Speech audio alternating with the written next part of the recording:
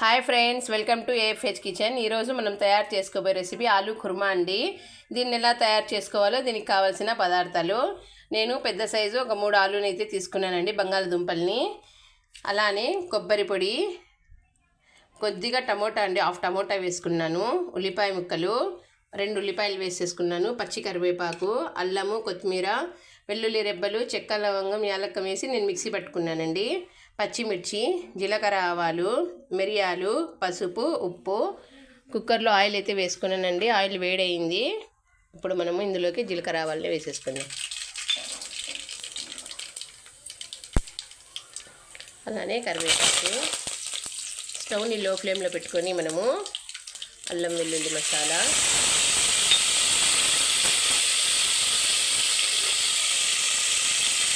అలానే పచ్చిమిర్చి, టమోటా, ఉల్లిపాయ ముక్కలు, కొబ్బరి వేసేసుకుందామండి.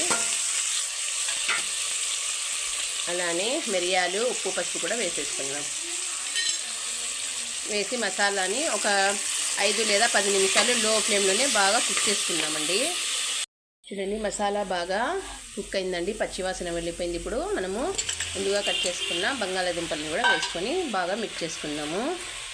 చూడండి, మసాలా అంతా పీసెస్కి బాగా పట్టుకుందండి. ఇప్పుడు ఇందులోకి మనము పెరుగు అయితే వేసేసుకుందాం. ఒకసారి దీన్ని బాగా మిక్స్ చేసుకుందామండి. పెరుగు వేసిన తర్వాత మంచి టేస్ట్ అయితే వస్తుందండి. రోటీలోకి లేదంటే మనకి కుర్మా అంటే ప్రతి దాంట్లోకి తినచ్చండి. పులావ్ రైస్లోకి చాలా బాగుంటుందండి. 10 నిమిషాలు ఇలానే కుక్ చేసుకుందామండి. చూడండి, ఎంచక్క మనకి ఆలు అనేది మసాలాలు బాగా పట్టేసిందండి. ఇప్పుడు వీటిలోకి మనము కొద్దిగా వాటర్ అయితే వేసుకుందామండి. కొద్దిగా అంటే కొద్దిగా వేసుకుందాము. ఎందుకంటే మనకి కుర్మా అంటే ఇది డ్రై కుర్మా కాబట్టి మనకి ఆలూలోకి ఈ మసాలా అంతా పట్టేసే విధంగా మనము దీన్ని కుక్ చేసుకుందామండి. ఇప్పుడు 2 విజిల్స్ వచ్చే వరకు కుక్ చేసుకుందాము. చూడండి ఫ్రెండ్స్, ఎంతో టేస్టీ అండ్ హెల్తీ అయినటువంటి ఆలూ కుర్మా రెడీ అండి.